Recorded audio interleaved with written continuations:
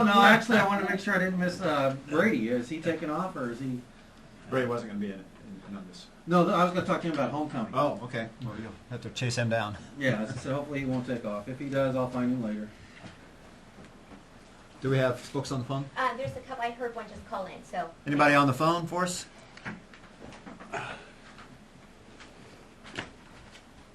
Okay. That's your pleasure. President Percy, can you talk a little bit more about the call for matching funds for STEM research? Is that for faculty positions? Is that for initiatives like the physics program that Dr. Williamson talked about? How exactly would that play out? Yeah, the question was around the proposition that was brought forward to create a matching program, not unlike what occurred in the 90s for faculty salary positions, a very successful program that's still talked about. So the idea is, in a state that is not producing enough STEM-related students and professionals, as well as the other point that should be made, our research facilities, our laboratories. There was a picture shown of the engineering building here, and the labs are yet to be renovated. The idea is to bring forward proposals that would have matching gifts associated with them by our campuses to be matched by the state. So it could be for faculty, it could be for research projects, it could be for infrastructure and facilities, but in order to stimulate the whole demand that obviously we're trying to meet. I'm wondering if you have any plans to change salaries in this fiscal year. Yeah, the question was plan to change salaries in this fiscal year, and if you were just in the curators meeting, you heard a report of the committee that reviewed this in an incredible amount of detail in late August. Without question, we've established a set of facts now about where we are nationally in this regard, and the challenge will be, as you said, in the context of this fiscal environment, how do we do something about it? And I think that's a question that we have posed as a result of that analysis. So we don't have the answer to that except to say that if we think the faculty and staff are the lifeblood of the institution along with our students, then shouldn't we treat that as a strategic priority as we would other priorities of the institution? So that's the promise that we have put out there, that we will treat it as a strategic priority. And having said that, as you know, in the context of the economic environment, our ability to make new incremental investments will be challenged without question. So I don't want to set out an expectation that we will be able to make progress against that, but yet to say very clearly it is of strategic importance to the university. President, I have somebody on the phone. Go ahead. President Forsey, my question for you is, you're really concentrating over the next 10 years. Could you maybe explain what kind of transitional period we're talking about over the next decade? Well, clearly what the discussion about, as I posed this morning, is a national discussion. It's a national discussion about the importance of higher education as we create new jobs and growth in the country, and it's important to think about the historic paradigms associated with higher education.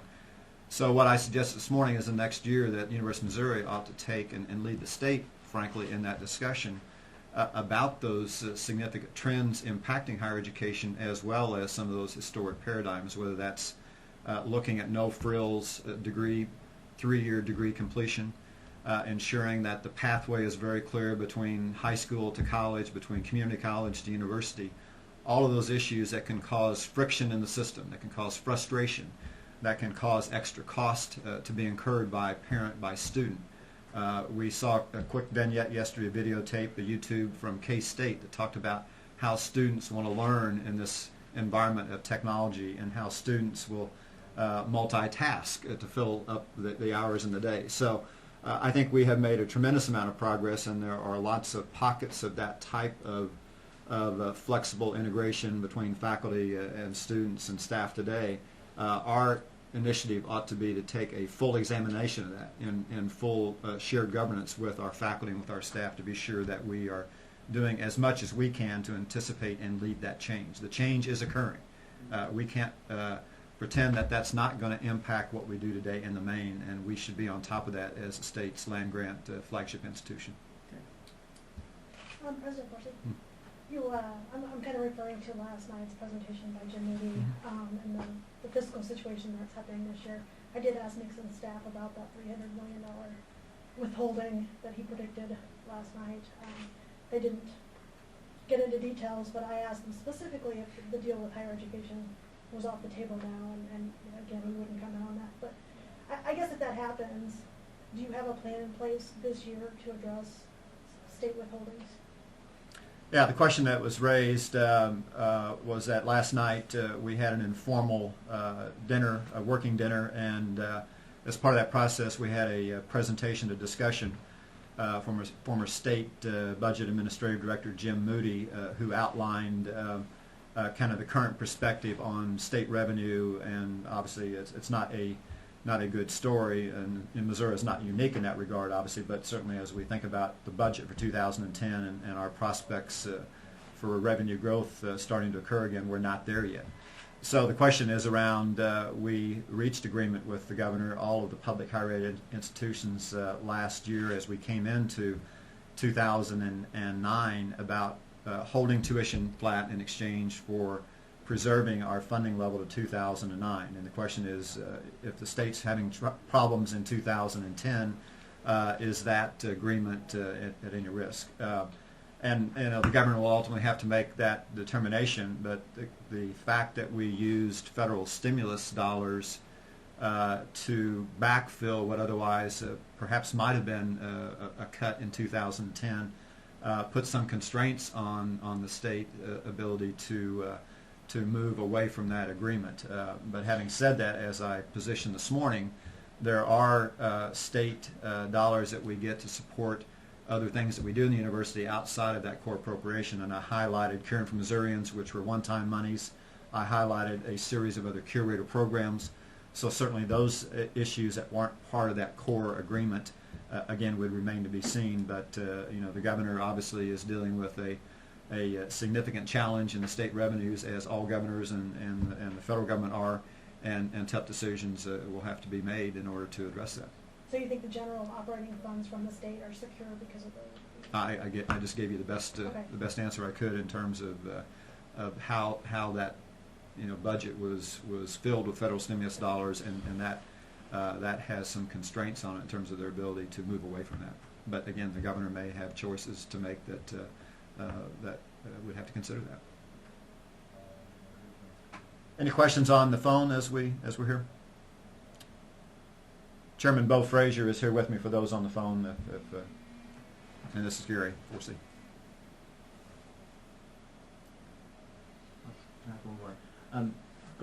This is directed to both of you. Both of you have talked about the need for sort of creative collaborations with outside groups. What I'm curious about is the two major components of funding for the campuses are tuition and state appropriations. How specifically, what's the goal in terms of, is there a goal to change that equation through these partnerships? And if there is, is there a specific target? 5 years down the road, 10 years down the road, what percentage of the funding for those campuses would come from these from partnerships with outside outside companies and increased grant money? Well, I think it's a fair question, and we really haven't set targets, although you heard the chancellors talk this morning as we asked them to do about progress they're making on research support, progress they're making on pursuing specific programs that were funded by the federal stimulus, and so those are all current prospective initiatives, and you heard most of them talk about their trend lines and objectives that they have in that regard. You also know that earlier this year, as part of the 5 initiatives that I presented to the Board of Curators in February, we did set a 5-year target to be at $50 million run rate on the royalty revenues associated with our intellectual property and commercialization. But having said that, I think what we want to do is, as I said this morning, let the innovation occur at the campus level, let that creativity occur from those closest to our mission, and that will always be our faculty, our staff, and our students, and certainly us as the leadership, the curators, the chair, myself, providing that stimulus and providing the framework for that is the best way to ensure that happens. And we obviously mentioned the Tiger Institute as one of those new opportunities. We have many others that certainly aren't at that scale, but suggest that our willingness to find those kind of partnerships, bring in that outside investment, certainly something that we and other institutions around the country have to be more aggressive about. I don't think we know where all those answers are, but we have to be willing to be out there with creative juices looking for things that are not the old paradigm, and those kind of things involve change, and we can't be resistant to change. We need to go looking for change to help solve this problem.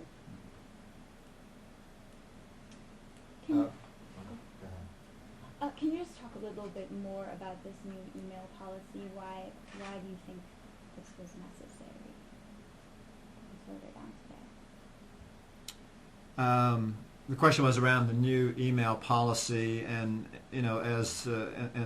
what was voted on today was to be sure that there would be access available to the extent that there were, I guess the best example, research documents that would otherwise perhaps not be available if someone were on extended leave or someone were not available.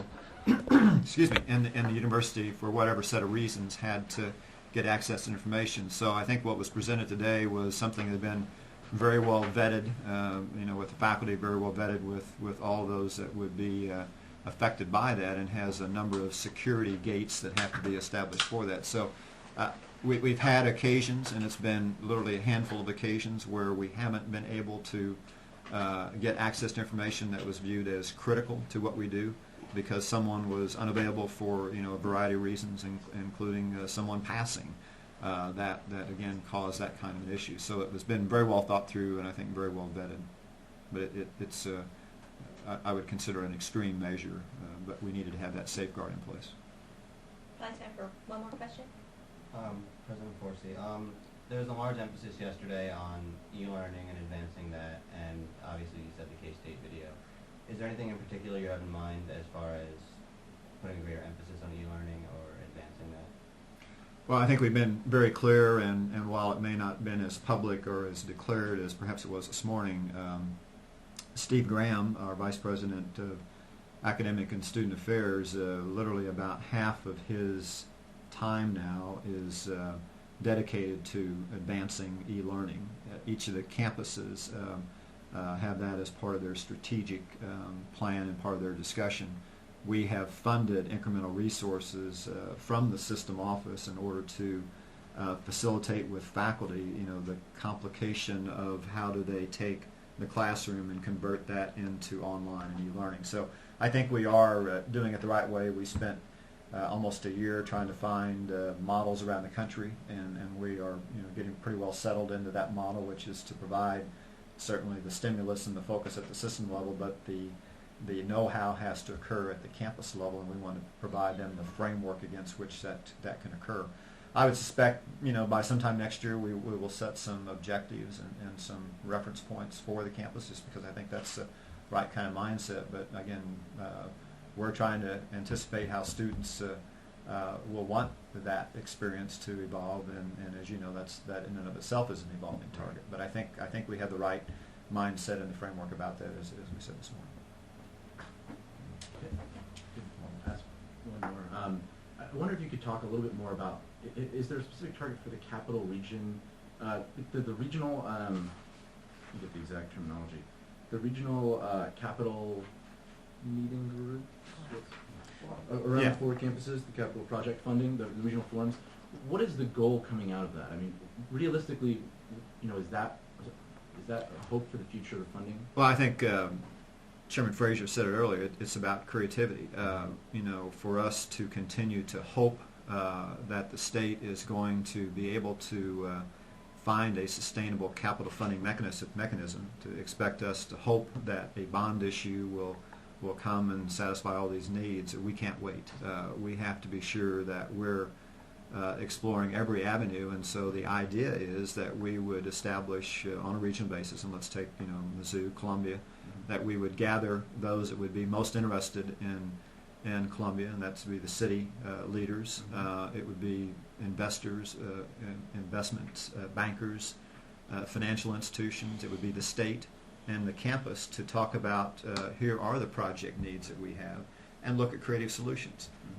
Honestly, I don't know what could come out of that. But I do know that a lot of smart people in the room that would be committed to the growth of the region, in this case Columbia, obviously Missouri S&T and UMKC and UMSL, there may be creative solutions. And we have to, again, I think, explore all of those options related to our capital needs that, even with a large-scale bond issue, wouldn't have met our capital requirements, wouldn't have done that. We might have gotten a building by campus, but if you look at our total capital project needs, that number is well over $3 billion. So I think, again, I'm hopeful that the creativity and the resources of the community, joint projects with community, joint projects with the state, things that, again, we might not have otherwise thought about a couple of years ago, where we might have wanted to maintain complete control over projects. I'm looking forward to that examination, and obviously I've had enough discussions with the principals across those 5 groups that we listed to be encouraged that why not have those forums and see what could develop. Great. Okay. Thank you. Good. Thank you. Thank you for your time.